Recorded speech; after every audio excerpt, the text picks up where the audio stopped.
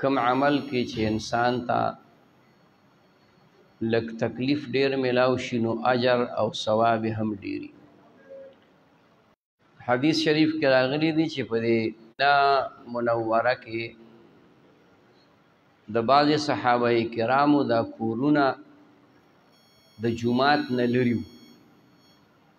نو هغوی دا اراده وکړله چې موږ دا کورونه د جمعات سره خوا کې ځای اخلو چې دلته کور جوړ کړو. نبی علیہ الصلوۃ والسلام د جمعات نه لري، نو دې نه خفه کېږي چې یاره زموږ دا کورونه خو د جمعات نه لري دي، د دې یو قدم باندې څومره اجر او څومره ثواب څومره نیکې بدلې ملاویږي. او د چا کور هغه ته هم پکې فایده شته، او دا لرېوالی دا زیاته فایده ده. د هغې وجه دا ده چې ګناه معاف شوه، او د ګناه د معاف کېدو سره یوه نیکي ملاو شوه. اصل سیز خدا ده چې سړی د ګناه نه پاک شي. تزکیه دا یاد وساتئ، جوړېږي که نه، نو د دې مطلب دا دی چې زمونږ باطن دا زړه نه دی، زړه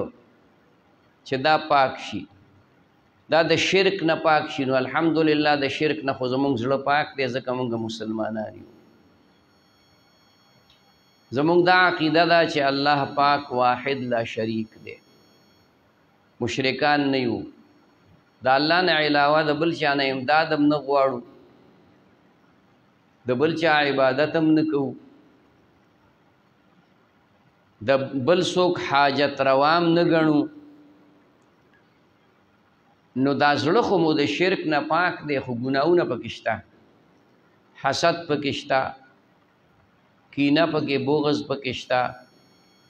لویی او تکبر پکې شته. دا موقع په موقع باندې سړی په خپله محسوسوي، خو که لږ غوندې دی ماسخوتن د ځان سره محاسبه کوي. نبی علیہ السلام فرمایي حاسبو قبل ان تحاسبو، په دې ژوند کې د ځان سره حساب کتاب وکړه. یو وخت را روان دی، د هغې نه مخکې چې تا سره حساب کتاب کیږي،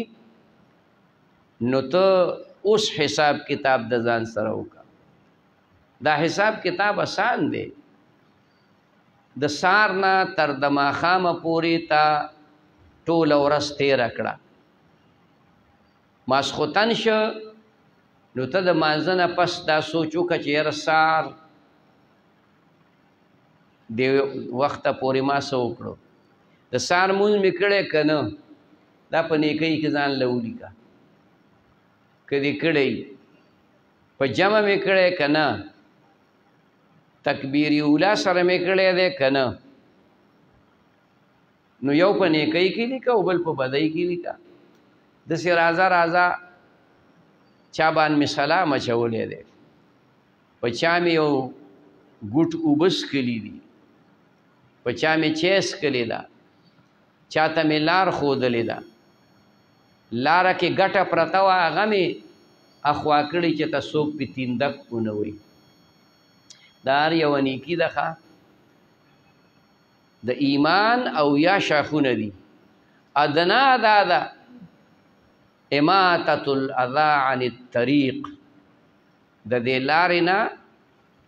داسې یو څیزه خوا کول چې د هغې په وجه چاته تکلیف رسي.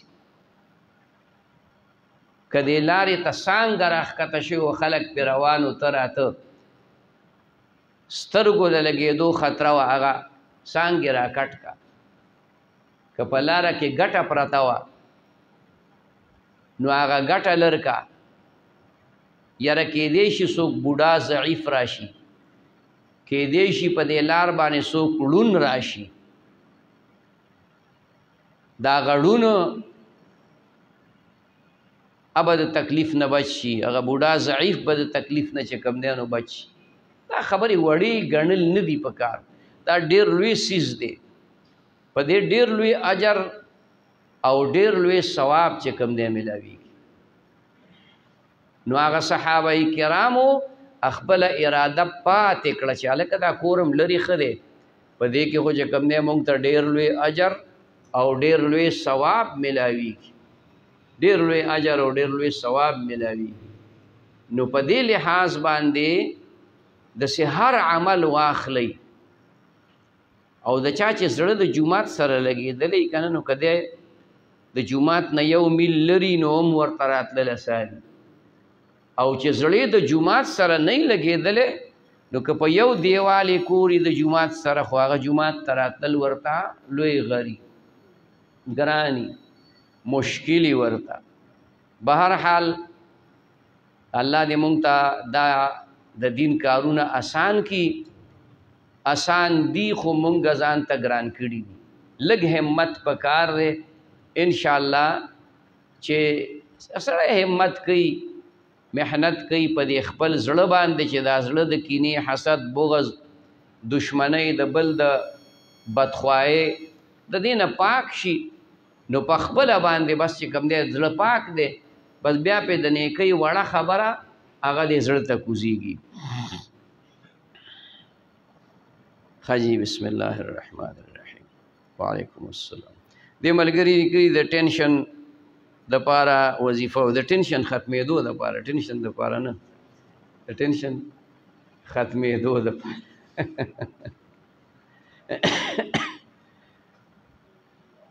نن سبا چاته ټینشن نشته دی یاره یو خوار سړی بیمار دی تقریبا هر سړی بیمار دی بله دا ده چې هر سیز دومره ګران شو چې سړی د ټماټرو تپوس نشي کولی چې ټماټر واخلمه د الوګانو د کچالانو تپوس نشي کړی د غوړو د چیو خواړو څه نوم واخله نو د دغې وجې نه هم خلک په ټینشن کې پروت دی او خامخا به په ټینشن کې دا دنیا عالم اسباب دی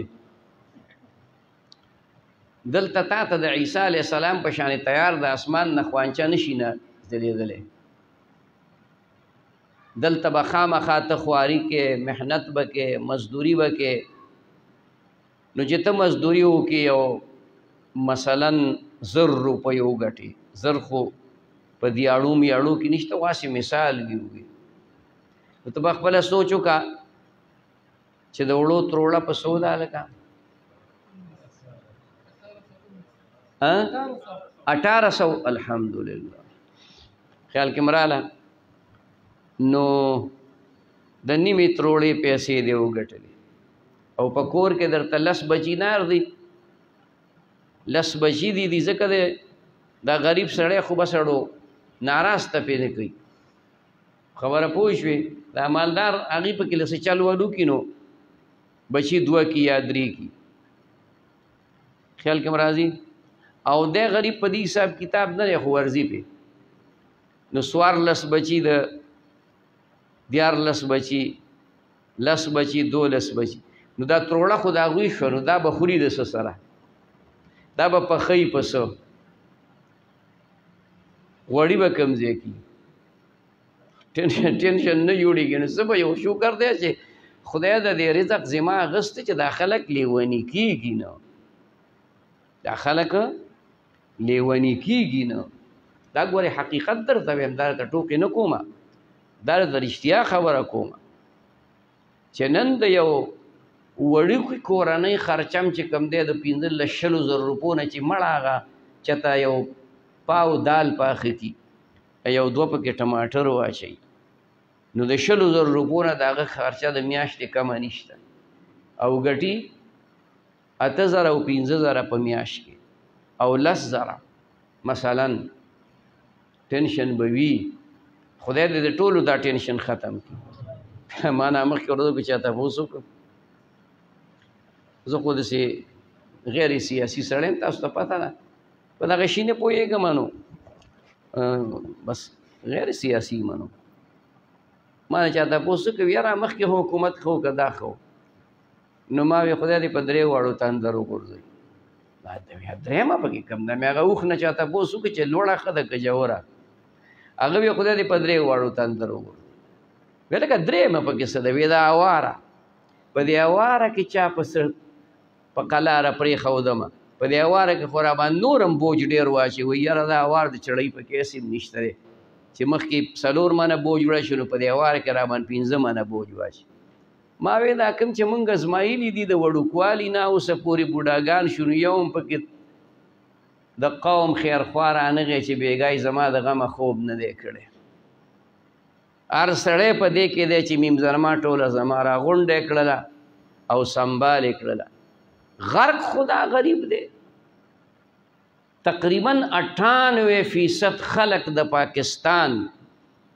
دا په مصائبو، تکالیفو، په ولګو، په تندو، په سختو کې دي. بل په چا پسې ډېر راځي؟ ته ورشه په امپیا پسې بل راځي،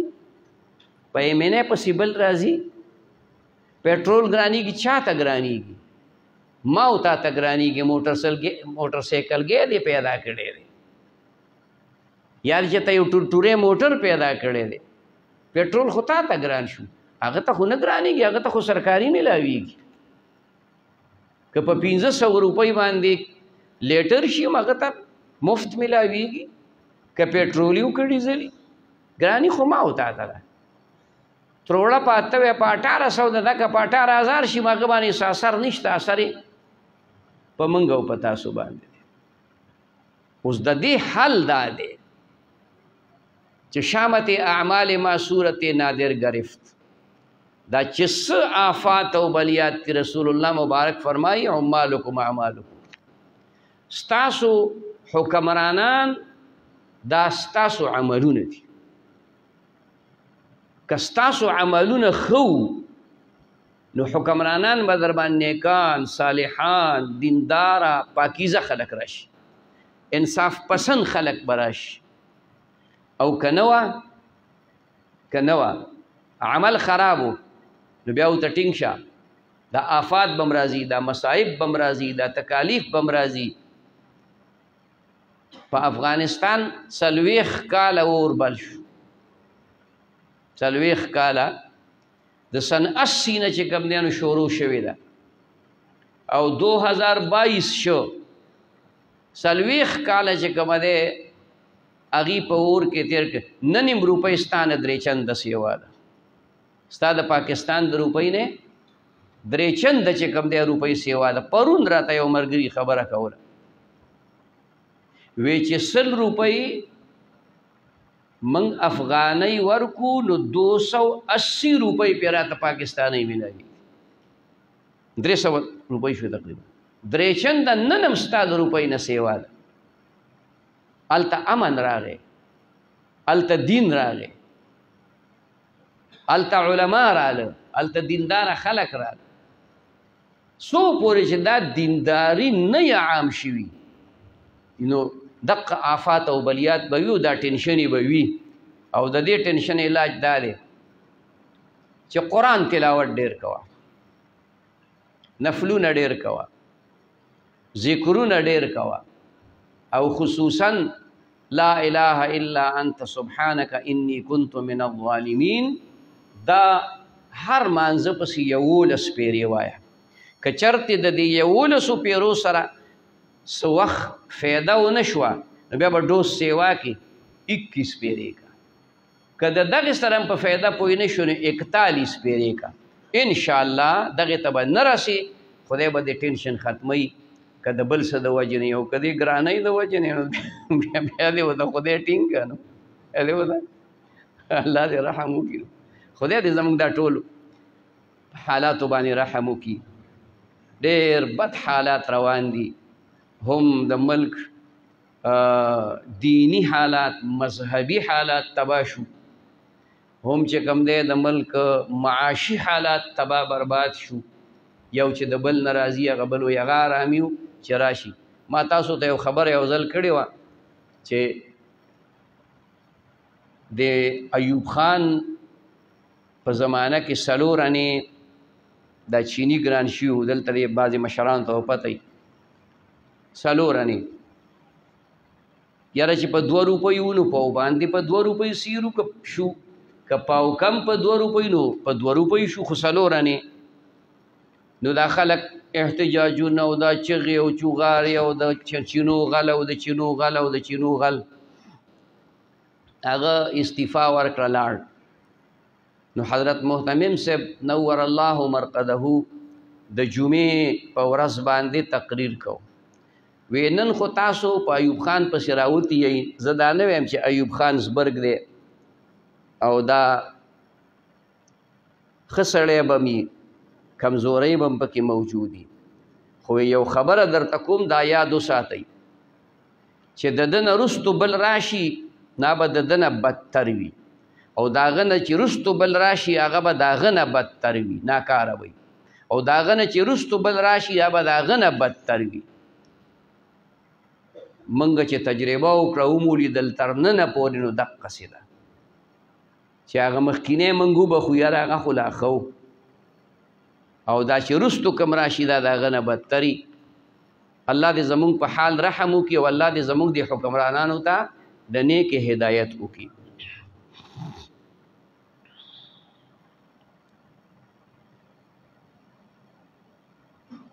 دا ملګری وایي زما مور وفات شوې ده د هغې نه د رمضان د پوره رمضان روژې قضا شوي دي او منځونه دې هم قضا شي خو د منځونو تعداد معلوم نه دی دې کې یو مسله ده که دا کم رمضان منځونه او روژې د دې نه قضا شوي او دا هوش کې وه بې هوشه نه وه نو بیا پې د هغې قضا شته او که بې هوشه وه پیژنګلوی نه شوه کولی ښه بد نه پیژندل خپل پردی نه پیژنده نو بیا دا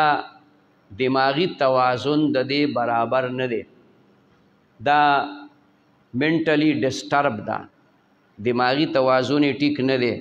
نو چې کله دماغي توازن یې ټیک نشي نو موږ ته وایي لیونی دی نو دماغ یې کار نه کوي نو دا مکلف نه ده نو بیا پې نه مونځ شته او نه پې روژه شته او که د دې دماغي توازن ټیکو خو دا منځونه هم نه دي کړي د ضعف او د کمزورۍ د وجې نه روژه هم نه ده نیولې نه د روژې به هم فدیه ورکوي او د روژو خو 13 روژې دي او د یوې روژې په سر باندې تقریبا 200 روپۍ دا جوړیږي یو روژې په سر 200 روپۍ څونه چې سرسایه جوړیږي 200 روپۍ تقریبا نو دا به د یوې روژې په سر ورکوي 13 روژې دي نو څو ته جوړې شوې 600 شپږ زره 3 دونې چې 6,000 روپۍ دا به د دغې روژې ورکوي او منځونه هغه به تاسو اندازه کوي تا دی وایي چې تعداد معلوم نه دی خامخا به څه نه څه اندازه تاسو ته وي چې یاره میاشت منځونه تې فوت شوي دي 2 میاشتې منځونه تې فوت شوي خو په دې شرط چې د دې هوش برابر و لہذا په دې باندې د هغه منځونو په نسبت سره د یو منځ په بدل کې بیا دقه 200 روژې دي د روپۍ دي څه کم راځي خو بهرحال چې 200 سړی ورکوي نو فایده پکې ده او منځونه به د ورځې 6 منځونه حسابېږي دا وتر ځان له مستقل منځ دی دا د دې 5 منځونو نه وروستو لازم شوی یو ځل نبي علیه السلام صحابه کرامو ته راغی وی چې الله پاک تاسو ته یو بل منځ زیاتي راولېږو چې هغه وتر دی د هغې وضاحت یې ورته وکړه مطلب دا وتر ځان له شپږ منځونه به د ورځې حسابېږي چې چکه 36 شپږ منځونه چې دونې 1800 روپۍ چې کوم دی هغه د یوې ورځې اوس د ملګري یو نقطه لیکلې ده چې زه ډېر غریب یم وس مې نه کېږي نو اول خو دا ده چې لږې لږې ورکوه که څه لږ ډېر وس دې کېږي که دغه نه نو بیا د هغې دپاره دا ترتیب وکړه چې څومره پیسې دې وس کېږي هغه راواخله او هغې دپاره فقیران محتاجان کېنوه او حیله پې وکړه. دا حیله یې لپه اللهم جایز ده. ګورې حیله دا ده چې د دې منځونو په عوض کې ده ته وبخي هغې دی، بل ته وبخي هغې دی. خو دا ګورې دې ته وایي حیله. دا حیله ټکې همداسې دی چې چل ول. حیله څه معنا ده؟ چل ول. خیر ګراله چل ول بهتره خو نه ده. لږې لږې ورکوه، لږې لږې ورکوه. خپل خپلوانو ته ووایه، رشته دارانو ته ووایه چې دغسې یاره مور مې وفات شوې ده او منځونه پې پاتې دي او زما وس نه کېږي. په کار دا ده چې هغوی امداد در سره وکړي او هغه پیسې چې کوم دی نو بیا تاسو خرچ کوي په دغه طریقه باندې، خصوصا طلباو باندې مدرسې دی ورکوي، نو د هغې خیر د هغه غاړه به الله پاک خلاصه کړي.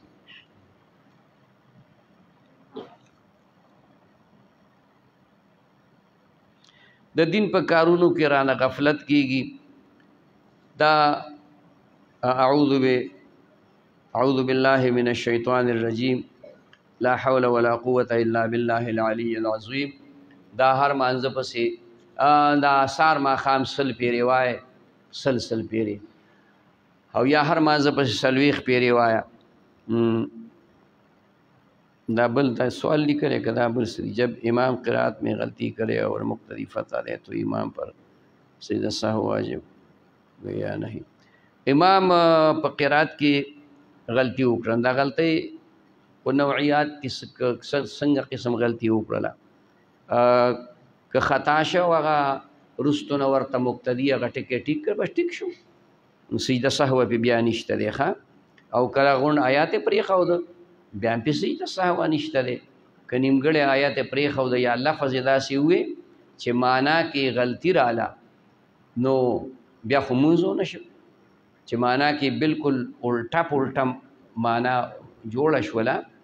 اولئک هم الفاسقون په ځای اولئک هم المفلحون وې، دا معنا بیخي غلطه شوله، الټه شوه دا معنا. نو بیا مونځ د سره چې کوم دی نو ونه شي.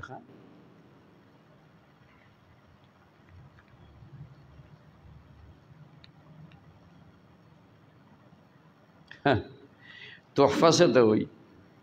بعضې خلکو له تحفې ورکوي او د هغه نه ناجایز. دا خو تحفه نه ده، دا خو چې کوم دی رشوت دی. رشوت له د تحفې نوم کې د هغه تحفه کېږي نه. تحفه د دې ته وایي چې بلا لالچه د خپل دوست ځای ته ځي او ځان سره امونه یوسې، مثال په طور څه بل داسې میوه یوسې، چینی ورله یوسې، خو دا تمه دې نه وي چې ماله به م راوړي، دا تمه نه لري، بلکې صرف دا چې د هغه اعزاز او عزت کې د هغه نه د واپس تمه نه لري. نه تې دا تمه لري چې یاره دا ول دې دپاره وړمه چې سبا له به چې کوم دی نو زما په کار راشي او په دې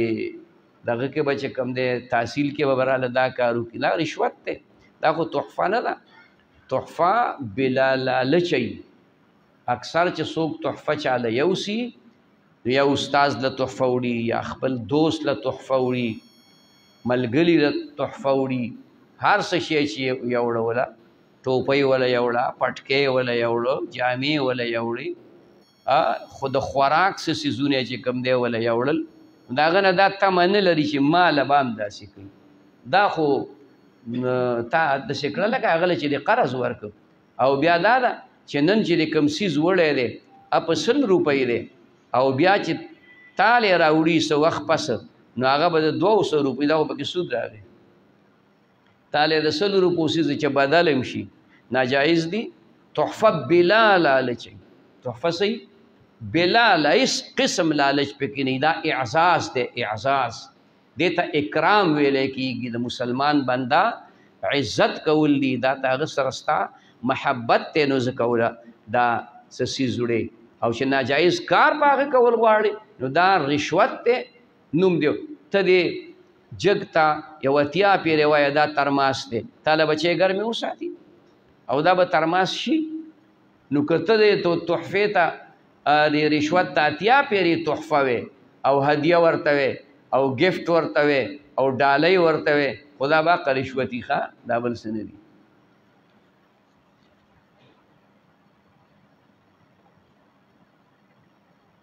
ښه دا ملګري تپوس کړی چې په یکم محرم الحرام باندې د بسم الله ختم 113 پیرې دا مخکې مونږ ویلي هم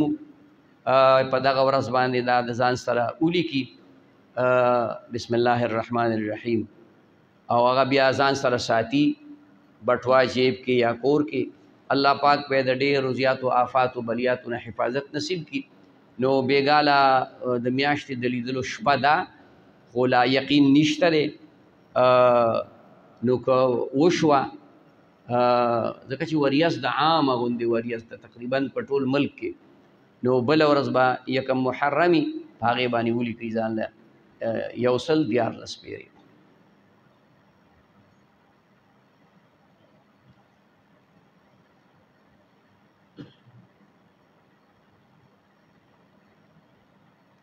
دا ملګری وایي چې ماما مې واده کړی 22 کاله وشو یوه لورې شوې بیا د هغې نه پس اولاد دې نشته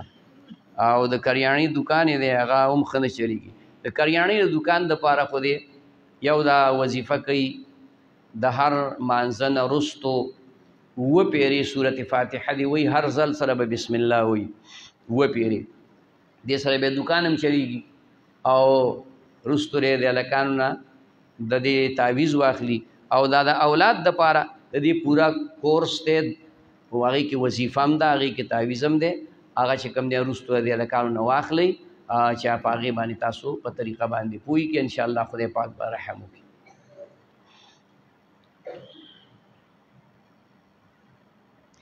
د ویښتو سنت طریقې د سر د ویښتو ګیره خو کامله ده په ګیره کې قید و قرید نشته البته که د چا ډیره اوږده ګیره نو د زنې نه لاندې موټی وکړي 3 طرفو ته دې طرف ته دې طرف ته او مخې ته او د هغې نه که زیاتي کټ کوي نو کټ کولی شي خو چې نه کټ کوي نو ښه ده پرېږده چې اوږده یي که نه تا نه څه غواړي دا خو څه درنېږي نه چې کنې یاره یو 2 ګوتې را ګیره اوږده ده دا به 2 سیره شي او چې دا 2 ګوتې چې کمه دا به سیر شي. ګیره خو که د چا په مخ باندې غټه ده هم چې درونوالی څه بوج نه محسوسوي مطلب پوه تاسو وګوره څونه غټې غټې ګیرې په دې مجلس کې ناستې غټو ګیرو والا. او د سر د ویښتو 3 قسمه نبي علیه الصلاة والسلام د سر ویښته پرېښودلي. یو د دې غوږ نه شاته دا هډوکی چې دی دې ځای پورې دا لاندې بیا کټ کړي یو چې کوم دی د دې غوږ د پوسقۍ پورې دا نرمه نه ده د دې پورې پرېښودلي او یو دا چې مکمل یې پرېښودلي دي بیا یې نه دي کټ کړي. دا 3 طریقې سنت دي او د دې نه علاوه که سړی د سر بعضې حصه غټه پرېږدي بعضې کمه کړي لکه د هلکان داسې کوي چې دا مخې ویښته هغه سونډی غوندې پرېږدي اوږدی او دا شاته چې کوم دی نو دا پاک وریږي او دا وی توږي مشین باندې یا څه نو دا دې ته زمونږ د پښتو اصطلاح کې وایي سر انګریزي سری دا د مسلمان طریقه نه ده دا د غیر مسلمو طریقه ده. نو سر به یا ویښته به ټول مکمل پرېږدي حفاظت به کې او یا د دغې نرمو د غوږونو پورې یا د دغې غوږونو نرمو نه لږ غوندې اوچت او حفاظت به کې ګومنځ به پکې هم وې په منځ به پکې لاره هم وباسي او سر به غوړی هم نبی علیه الصلاة والسلام به سر غوړو او دومره غوړ به وساري چې د هغې د پاسه بیا یو زیاتي کپړه اچولې وه او د هغې د پاسه بیا ټوپۍ او د ټوپۍ د پاسه بیا پټکې چې یاره دا ټوپۍ د دې سر د ویښتو د غوړوالي په وجه باندې ټوپۍ غوړه نه شي. نو دغه 3 طریقې د نبی علیه الصلاة والسلام نه منقول دي. دې نه علاوه څومره طریقې بعضې خلک دا ټول طرفونه والي په منځ کې پرېږدي بعضې منځ والي او ګیر چاپېره پرېږدي او بعضې دا سونډی وکړي او شا طرف ته دا طرفونه دا دغه کې واړه کړي. ها البته که یو سړی داسې کوي چې دغه سنت دغه طریقې باندې شي نو بیا د ټول ویښته یو شان واړه کوي. ټول ویښته دي اوس یو شان واړه کول ډېر اسان کار دی. دغه چاینا مشینان دي او هغه خپه غوندې ورسره یي که نه هغه ورته ولګوه ټول ویښته به د یو شان واړه کړي. رستو مخې ته ښی طرف ته ګس طرف ته یو شان به چې کوم دی نو واړه شي. نو دا خو د سنت خو د سر خریل زیات فایده مند دي. د هغې وجه دا ده چې ویښته دې پرېښودل نو سنت پکې ډېر خو دي خو که کول دي یعنې ګومنځول ځان له سنت غوړول ځان له سنت لار پکې اوښکل ځان له سنت او چې دا پکې وي نو په یو سنت کې دننه 4-5 سنت راغله هغه ویښته سنت په ځای دي او ورسره دا نورې خبرې هم راغلې او چې سر دې خرایه سر دې وړوکی کو بس هېڅ هم نشته خبره خلاصه. ګومنځ چې کومه دی هغه په جیب کې د ګیرې دپاره ساته ګیره پې ګومنځوه سر ویښتو ته بیا ضرورت نه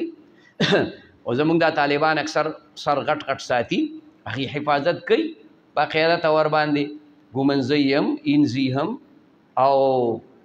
لارم پکې وباسي.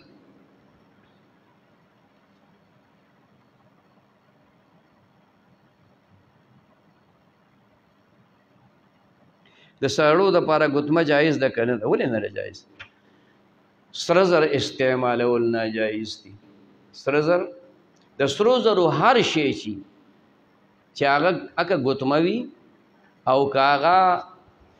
امیل وي که هغه هار وي او که هغه څه بله بلا وي نو هغه ناجایز د سرو زرو څیز. د سرو زرو تڼۍ چې د بدن سره لګي هغه هم ناروا ده او ګوتمه چې کوم دی د سپینو زرو چې د 3 ماسو نه کمی نو دا جایز ده ښه څه عیب او څه نقصان پکې نشته دی.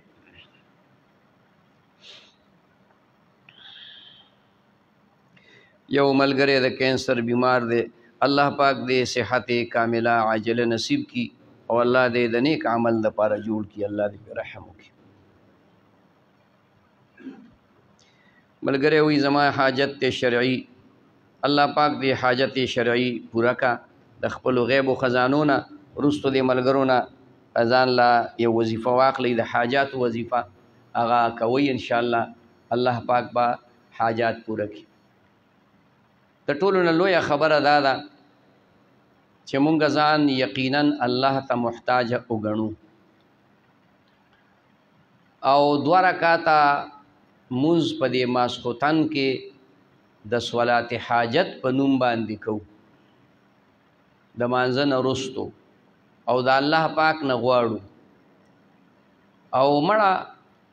زه وایم د حاجت پوره کولو دپاره پوره کېدلو دپاره د ټولو نه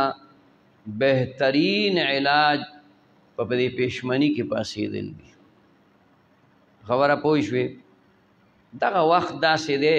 چې الله وایي ما نه وغواړه زه در کوم که نه موږ حاجاتو پسې ګرځو که نه نو الله وایي څوک حاجت والا شته چې زه حاجت پوره کړم څوک رزق غوښتونکی شته الله خپل اعلان کوي او بیا دا موي اجیب دعوت الداع اذا دعان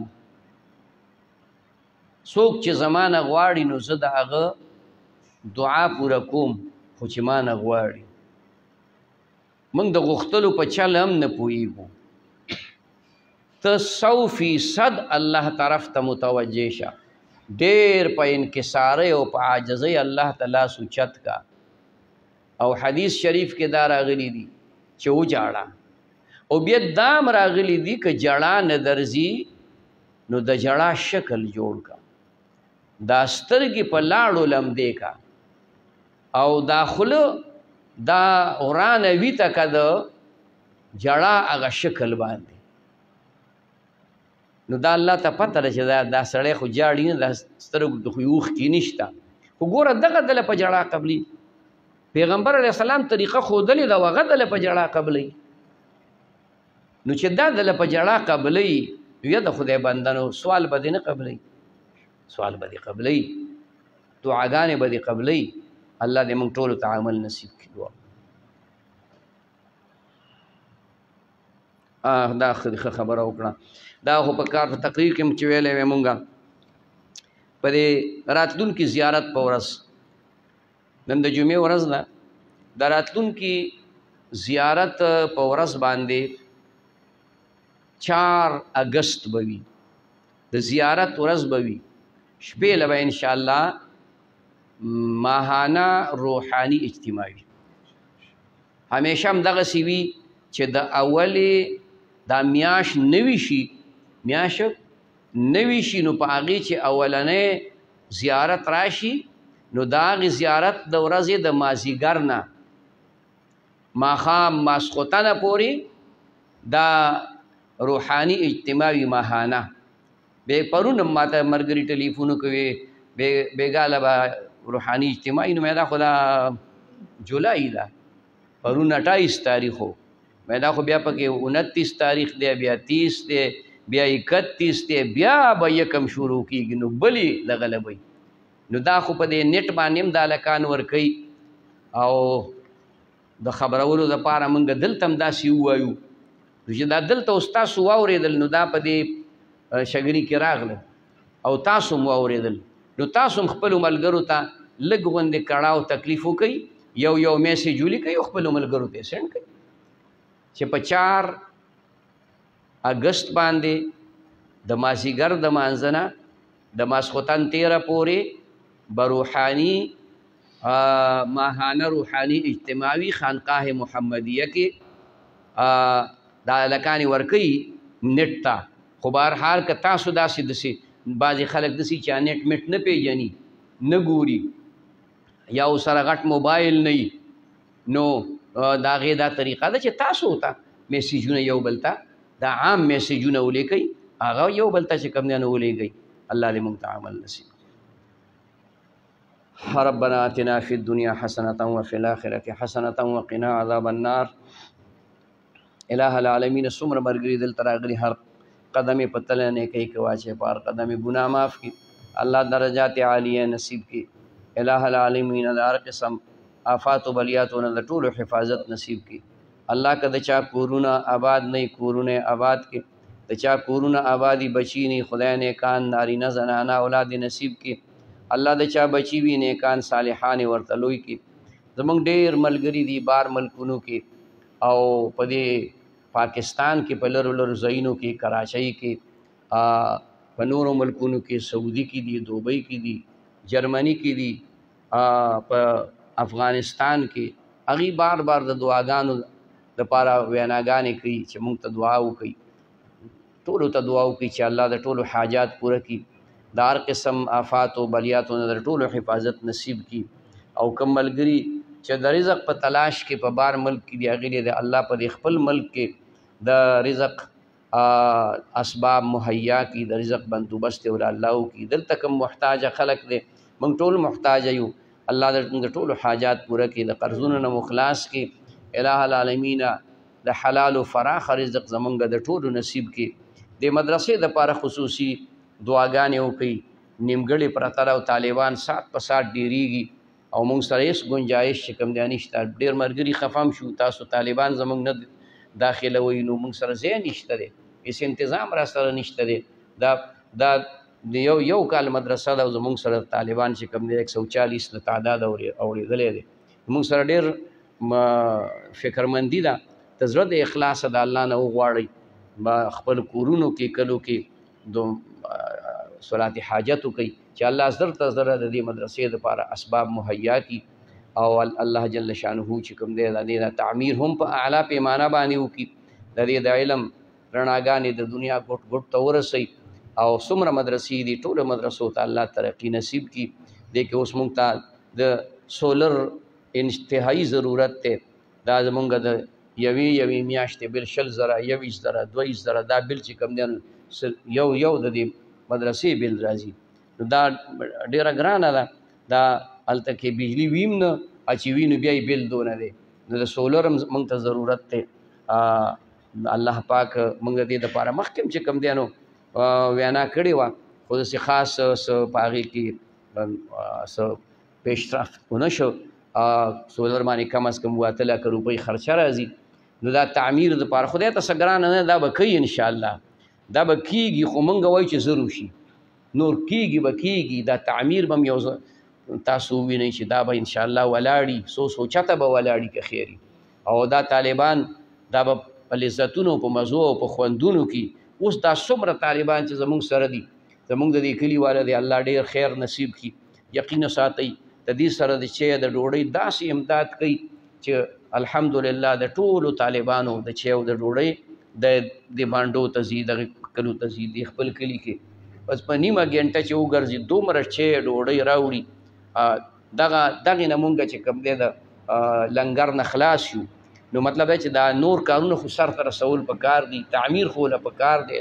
سر سورې خو له چې کوم دی نو پکار دی نو دغې دپاره دعا وکړي خصوصا چې الله ول اسباب مهیا کړي ټولې مدرسې الله کامیابي کړي د خانقاه ته الله ترقي نصیب کړي د دنیا د آخر خوشحالي هم نصیب کړي دا کوم محنت چې مونږ شروع کړی دی د تصوف په لاین کې الٰه العالمین دا په خپل دربار کې قبول کړي او دا څومره اجتماعات چې زمونږ کېږي که هفتوار اجتماع دي د جمعې په ورځ که ماهانه اجتماع وي او که سالانه وي خدای دې دپاره اسباب هم مهیا کړي او کامیابې کړي او دا زمونږ د ټولو دپاره د دواړو جهانو د نجات ذریعه وګرځي وصلی الله تعالی علی خیر